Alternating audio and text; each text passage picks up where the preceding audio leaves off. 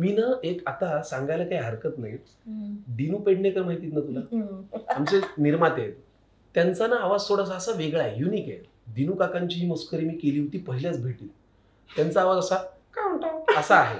असाच आवाज आहे अगदी. आणि खरं तर तेही माझे चांगले मित्र आहेत. पण सांगायला काही हरकत नाही. आमची पहिली भेट नाटकाच्या ऑडिशनच्या प्रोसेसमध्ये आमची भेट झाली होती. निर्माते होते विनय आपटे, दिग्दर्शकही विनय आपटे आणि सहनिर्माते दिनू पेडणेकर.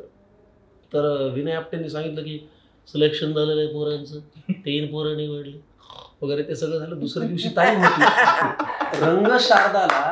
रंगशारदा नावाचा तिथे तालमीचा हॉल होता.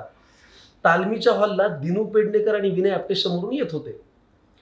तर आपटेंची भेट झाली होती, माझी दिनू काकाची पहिली भेट होणार होती. तर त्यांनी सांगितलं की असं असं करायला 4 उंगल्या आहेत त्याला, काल सिलेक्ट झालाय. तर दिनू पेडणेकर मला पहिल्यांदा असं बोलले काय म्हणतो. तर मी अर्ध्या क्षणात म्हणाल काय ना म्हणजे. तर मग एक पॉज गेला. त्यांनी जी काही माझ्यावर भरसाप केली दिनू काकांनी, पण विनय काका मात्र याच्यावरती खो हसले होते.